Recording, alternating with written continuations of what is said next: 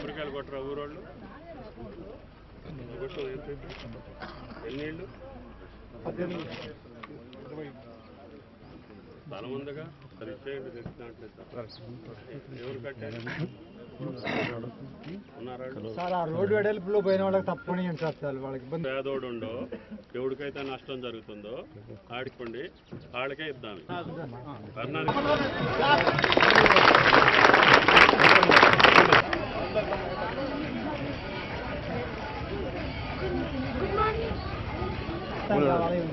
అది చాలా కిందకుంది వర్షం వస్తే వర్షం నీళ్ళన్నీ ఆలయం స్వామి చూసుకోవాలి నేను చూడను అది వర్కౌట్ చేయండి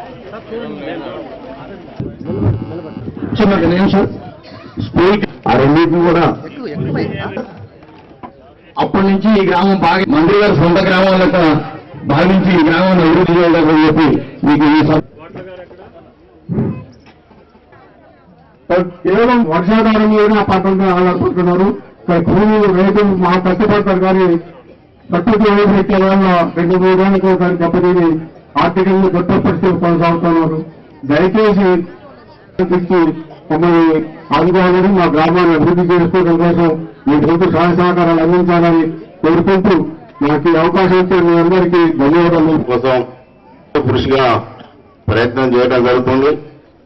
కార్యక్రమం ప్రభుత్వం పెట్టుకుని తెలంగాణలో రెవెన్యూ రికార్డు సరి చేయడం కోసం రైతాంగానికి మేలు చేయడం కోసం ఒక మంచి పథకాన్ని తీసుకురావడం జరిగింది. కానీ రెవెన్యూ పరిస్థితి దాన్ని దృష్టిలో పెట్టుకుని రెవెన్యూ రికార్డులన్నింటినీ సవరించే ప్రయత్నం ఒక మోడల్గా తిల్లాపాలెం మండలాన్ని కోసం ఆయన చేస్తున్నటువంటి ప్రయత్నం అది నిండుగా సాగాలని సంపూర్ణంగా ఈ పాలేరు నియోజకవర్గంలో తిరుమలాయపాలెం మండలం అభివృద్ధి చెందాలని చెప్పి కోరుకుంటూ మనకి ఎన్ని అభిప్రాయాలున్నా పర్వాలేదు కానీ ఈ మండల కేంద్రం అభివృద్ధి జరగడానికి మీరేం చెప్తా చేయడానికి ప్రభుత్వం సిద్ధంగా ఉంది. దానికి సహకరించమని చెప్పి మీ అందరినీ కోరుతున్నాం. అది స్కూల్ బిల్డింగ్ కావచ్చు, రోడ్డు నిర్మాణం కావచ్చు, ఇంకొక పని కావచ్చు, అందరూ సహకరించి ఎవడన్నా రోడ్డు వైడనింగ్ లో పేదోళ్లు పోతే శంకరయ్య గారు చెప్పినట్టుగా ఈ 18 ఇళ్లే కాదు ఇంకొక 18 కూడా ఇల్లు ఇస్తాను, రోడ్లు పోయే పేదవాడికి మాత్రం ఇల్లు ఇప్పిస్తానని చెప్పి కూడా మీకు ఈ సందర్భంగా మనం చేస్తున్నాం. నేను గతంలో కూడా చెప్పా ఈ ఆఫీసులన్నీ మెయిన్ రోడ్డుకు ఉండాలని, కానీ మీకు ల్యాండ్ ప్రాబ్లం ఉంది, అన్ని తీసుకొచ్చి ఇక పెట్టారు. మళ్ళీ ఆ రోడ్లన్నీ ఒక వెహికల్ వస్తే ఇంకొక వెహికల్ పోదు. ఇప్పుడు పడగొడితే ఆ పక్కన ఉన్నవాడు కాళ్ళకు బాధ, నా మీద ఆడ కోపం, నా గోడ పగలు కొట్టారు లేకపోతే నా ఇల్లు పగలు కొట్టారు నా మీద బాధపడతారు. కానీ చేయకపోతేనేమో ఉపయోగం లేని పని. కాబట్టి దయచేసి అందరూ సహకరించండి. పేదవాళ్ళు ఉంటే ప్రభుత్వం ఆదుకుంటుందని చెప్పి కూడా మీకు ఈ సందర్భంగా మనం చెప్తున్నాం. మంచినీళ్ళు మాత్రం ఈ ఎండాకాలానికి రావు.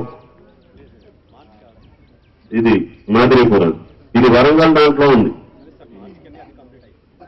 అసలు కలెక్టర్ గారు ఉగాది చెప్తున్నట్టుంది, మరి ఎట్లుంటుందో చూద్దాము. నాకు కొద్దిగా ఎందుకంటే రాష్ట్రంలో అతిపెద్ద ప్రాజెక్ట్ ఇక్కడ కట్టేది మనం మాదిరిపురంలో. అది కొద్దిగా ఆలస్యమైంది, దండపడి 2-3 సార్లు తిరిగితే కానీ అది స్టార్ట్ అయింది. అక్కడి నుంచి మనకి రావాలి, మాదిరిపురం నుంచి రావాలి. పాలేరు నుంచి అయితే వచ్చేస్తాయి, అయిపోయింది. కాబట్టి మాదిరిపురం నుంచి రావాలంటే 1 నెల ఆలస్యం అవుతుందని అనుకుంటున్నాం. సో ఎట్టి పరిస్థితుల్లో ఈ ఎండాకాలంలో ఏదో 1 నెలలో ఇవ్వాలని చెప్పి కలెక్టర్ గారికి విజ్ఞప్తి. జిఎంసీ గారు చెప్తున్న ల్యాండ్ది మీరు రేపు కలెక్టర్ కాన్ఫరెన్స్ ఉంది, అందులో పర్మిషన్ తీసుకొచ్చి ఆన్లైన్ కాకుండా మాన్యువల్ ఇచ్చేటట్టుగా. ఎందుకంటే 12,000 అప్లికేషన్లు ఈ మండలం నుంచే ఉన్నాయి.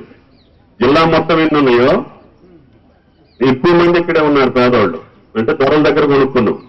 ఇందాక పెద్ద ఆయన చెప్పినట్టుగా త్వరలు పోయారు, ఇప్పుడు పెట్టేవాళ్ళేమో అడ్డం పెడుతున్నారు. దానికి రూల్ ఉంది, అమ్మిన వాళ్ళు కూడా అమ్మినమని చెప్పాలి.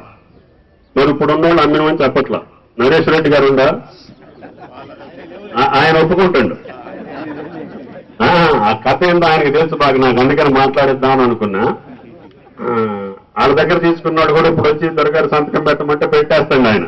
మరి అందరూ త్వరలు అట్లా లేరు. కాబట్టి దొరల బిడ్డలు కూడా పెద్ద మనసుతోటి అప్పుడు ఇచ్చారు కాబట్టి 50 ఏళ్ల క్రితం 100 ఏళ్ల క్రితం మీరు కూడా పెద్ద మనసుతోటి ఆ పిల్లలు కూడా ఒప్పించుకోవాలా. ఒప్పుకోకపోయినా ఊరు పెద్ద మనిషి చేస్తూ పెట్టేయాలండి. 50 సంవత్సరాలు పెట్టి ఆయన సాగులో ఉన్నప్పుడు మళ్ళీ ఎవరో చెప్పాలా లేదండి, కళ్ళకే కనపడుతుంది. శంకరయ్య గారు లాంటి అడిగితే వీడు కొనుక్కొని 30 ఏళ్ళు 40 ఏళ్ళు అయిందంటే వాళ్ళకి ఇవ్వాలి కదా. కాబట్టి దయచేసి మానవతా దృష్టితో కూడా దాన్ని పరిష్కారం చేయాలి. ఈ ఏరియాకి కావాల్సిన సాగునీరు తాగునీరు ఈ రెండే నా ప్రాధాన్యత. ఈ రెండు ఉంటే మీ జీవితాలు బాగుంటాయి అనేది నా నమ్మకం. గతంలో చేయలేకపోయా, ఇప్పుడు తప్పనిసరిగా ఈ నెలలోనే వీలైతే సంక్రాంతి లోపులోనే ముఖ్యమంత్రి గారిని తీసుకొచ్చి ఆ నీళ్లు వదిలిస్తానని చెప్పి కూడా మీకు ఈ సందర్భంగా మనం చేస్తాం.